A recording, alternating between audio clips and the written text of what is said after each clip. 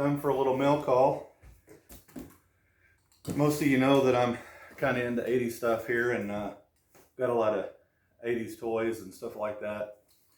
But one thing that was a big part of my life back in the day was music and radios, things like that.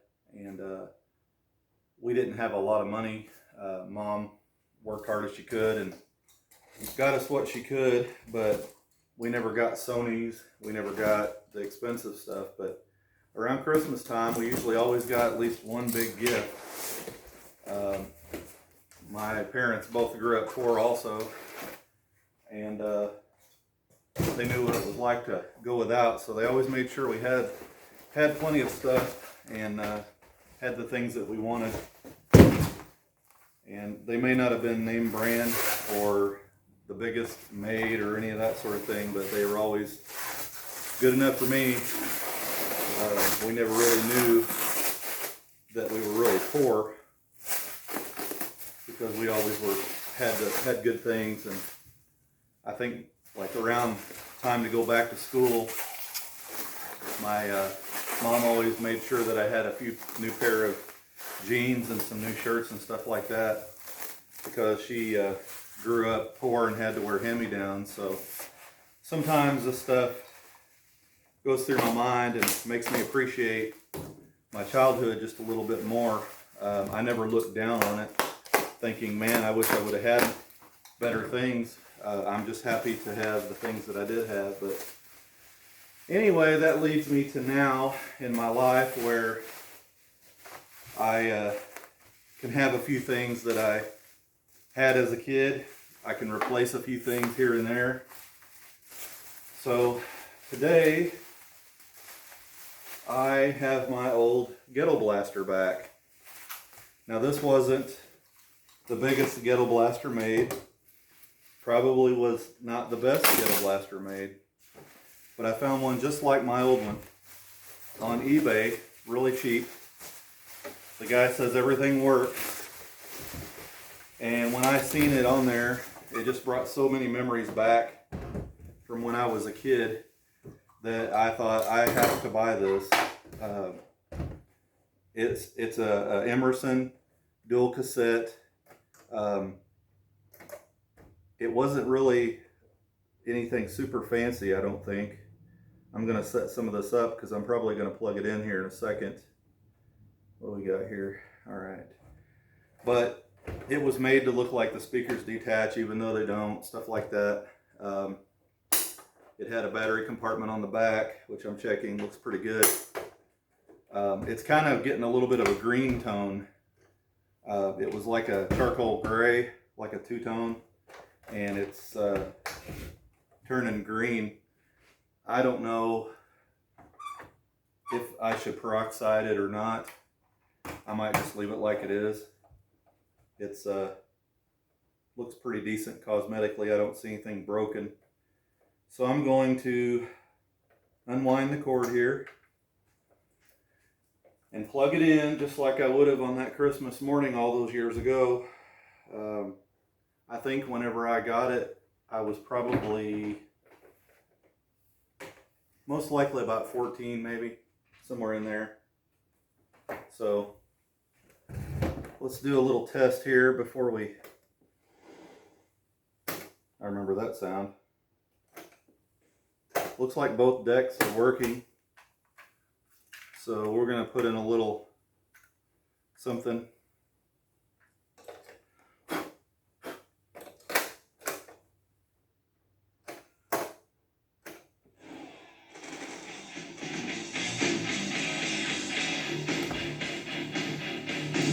There we go, we got loudness now. Both speakers are working.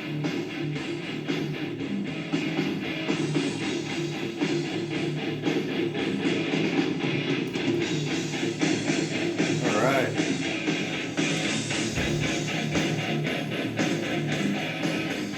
Fast forward a bit.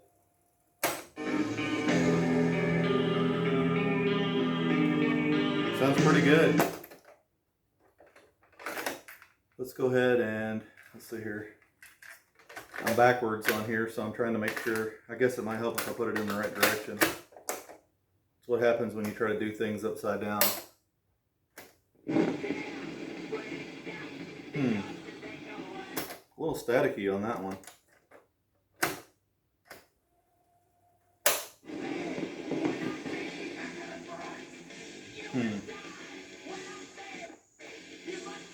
To be honest, I think it needs the head cleaned on that. So what I'll do, yeah, it's pretty dirty.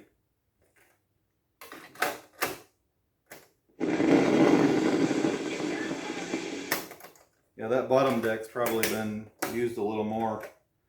So I will, yeah.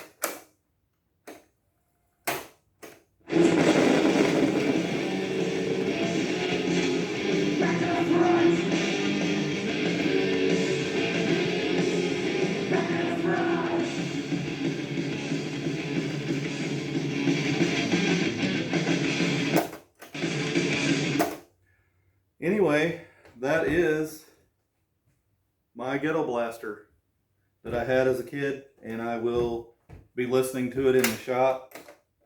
I'm going to give it a good cleaning. I always like to wipe everything down with alcohol, and I'll clean the inside of the decks, clean all the heads and all that sort of thing, and get it where it's working better. Hopefully it works good enough for out here in the shop.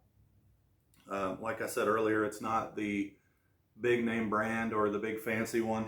I looked it up online, and it says that this particular model was one of the most sold models, I think in like 85, 84, 85, somewhere in there.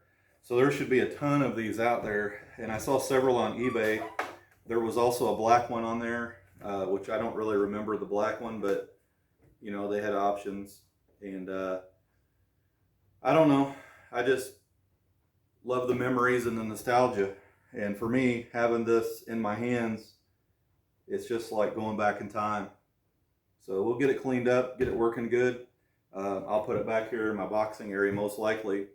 And when I'm boxing, a lot of times I put cassettes in and listen to those still. A lot of people think, you know, I'm still stuck in the past, but I do have a MP3 storage device in my truck. And I listen to I've got all my songs on there categorized, and I listen to those on there. I'm past the CD stage now. It's just really about nostalgia for the cassettes. I loved all my 80s metal back in the day, and I'm just kind of replacing my old collection a little piece at a time. They're cheap and easy to find. So anyway, hopefully you enjoyed this. I've got a couple Walkman on the way too. I didn't have a Walkman back in the day. I had a GPX, I think, from Walmart. It was actually a red one, and I thought about buying it, but I ended up seeing a Sony on there, and I thought, man, that looks awesome. I always wanted like a nicer one, so I thought, why not? So anyway, I've got those on the way. I've got to repair them and stuff.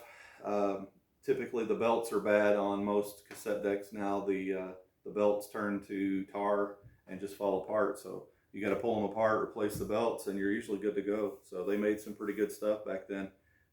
I guess the Japanese knew what they were doing. So anyway, hope you enjoyed this. Hopefully it inspires you to maybe go get your old radio back that you had as a kid, or maybe dig it out of your attic or something. Post it up on the group, the Stomper Museum. You can also post it on 80s Till I Die as a new page that I have. I've been posting 80s stuff. So join up and show us what you got. Have a good one.